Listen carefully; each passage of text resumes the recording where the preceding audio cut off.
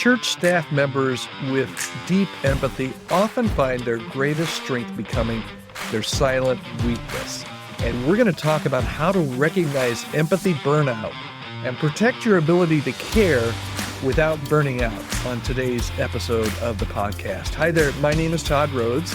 I'm one of the co-founders over at Chemistry Staffing, and you are listening to the Healthy Church Staff Podcast. Before we get started today, I mentioned this yesterday, but I have a brand new website I'd love to have you check out. It's a daily email newsletter called churchleadershipradar.com. churchleadershipradar.com. You just pop in your first name and your email address, and I will send you a really concise email every morning, probably before you're out of bed, that will have some of the top news stories going on in the church world, but also some great resources that I've found that I think would be really helpful to you to be a well-informed and a really healthy church staff member. A lot of things that we can't talk about here on the podcast. So I'd love for you to check it out. It's absolutely free. You can unsubscribe at any time. churchleadershipradar.com. All right, enough of the promo here today. Let's go ahead and get started with today's podcast. You started by spending 20 minutes after the service on Sunday listening to somebody else's marriage problems. Right after the service, they came up, said, "Pastor, hey," and they just start sharing, right? And then on the way home from church, maybe even interrupted your Sunday afternoon nap, you get a text on your phone about a family in crisis. Your phone buzzed 3 more times on that evening. Every person, seems like every person needs you, like really needs you. Everybody has a crisis, and you're their go-to guy, you're their go-to gal. And you find yourself in this really horrible predicament because you can't say no, because that's who you are, and that's what your position is. You set yourself up, or your church has set yourself up, as you're the one person that people come to when everything just seems to fall apart. And it seems the old, was it Morton Salt commercial? Hey, when it rains, it pours. It seems that when it rains, it pours. When one person has a crisis, everybody has a crisis, and they're all calling you at the same time. Everyone calls you when their life falls apart. But here's what nobody talks about, okay? You might feel like this is your superpower, and you might actually take pride in that you're the person that a lot of people come to talk to. But that superpower could slowly be killing you. Because empathy without boundaries is not ministry, it's a slow motion breakdown. All right, let's dig down a little bit deeper in this, because here's the thing about naturally empathetic people. And if you're in the pastor, if you're on a church staff, hopefully you have a good part, one of your better skills or one of your better personality traits. Hopefully God wired you to be somewhat empathetic.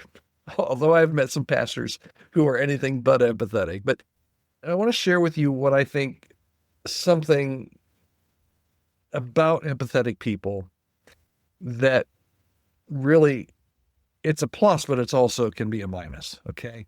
You feel, and this is the definition of empathy, right? This is the plus. You feel what others feel, and you feel what others feel really deeply. It's not just sympathy. It's like emotional absorption, right? Somebody walks into your office carrying anxiety, and you leave carrying anxiety. They dump their depression on you, and you find that, honestly, you're a little bit depressed for the rest of the day. You thought this was just being a good pastor, but it turns out it might slowly just be draining your tank.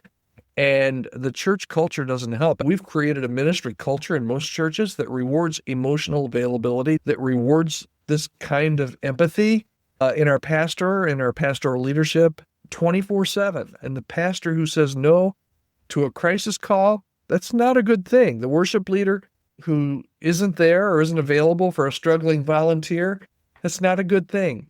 And youth pastors often carry the teenagers' problems home, and we call it having a pastor's heart, and it is, okay? It is. But what if it's actually emotional codependency disguised as ministry? Ouch. Never thought of it that way, have we? You start to believe that caring less means that you're less spiritual. And so you keep going, you keep absorbing, you keep carrying, you keep giving until one day you realize that you're just empty and you're not even sure what happened. Listen, empathy isn't the problem. Your empathy without protection is the problem. I've seen people bottom out, people that are very empathetic, and they listen and they give and they listen and they give until all of a sudden they just don't have anything left to give.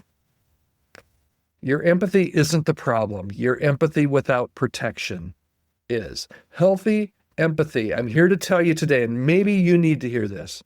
Healthy empathy has guardrails. You can care deeply without carrying everything. You can be present without being totally consumed. Jesus felt compassion for the crowds, but he also withdrew to pray. And he didn't heal every single person in the city. He loved people enough to say no sometimes. And that's not lacking compassion. That's sustainable compassion. That's sustainable empathy. Your job, pastor, your job, church staff member, is not to fix everybody's problem. It's not to fix everybody's pain. Your job is to point them toward the one who can. So that's all fine and good, Todd. Thanks so much for that wonderful advice, but you're not living my life and you don't have people texting you and calling you and needing your ear. What does this look like practically? Let me give you some things that I think might help. Start by naming your emotional state after difficult conversations, okay? Just do a self-assessment after you have that really hard conversation and say, I'm feeling heavy because I absorbed their grief, or I'm anxious because I took on their worry. And then create just a simple decompression routine between meetings, 30 seconds just to breathe and release what isn't yours to carry, because you can't. While you can be empathetic and you can give great advice and great spiritual and biblical wisdom, you don't have to carry all of their burden. You just can't. So I want you to learn this phrase. I can see this is really hard for you. Let's pray about it together. Because prayer can shift the burden from your shoulders to God's. They don't need to look to you for all the answers. And a lot of times that's what they're doing. That's where the burden and the heaviness comes, because they're placing, Pastor Todd, this is what I'm going through. What do I do? You need to shift that prayer, because you honestly don't have all the answers. Matter of fact, some of the advice I've given over the years was probably not that great advice. And a better advice would be, hey, let's pray through this together. Prayer will shift the burden from your shoulders to God. And that's not deflecting.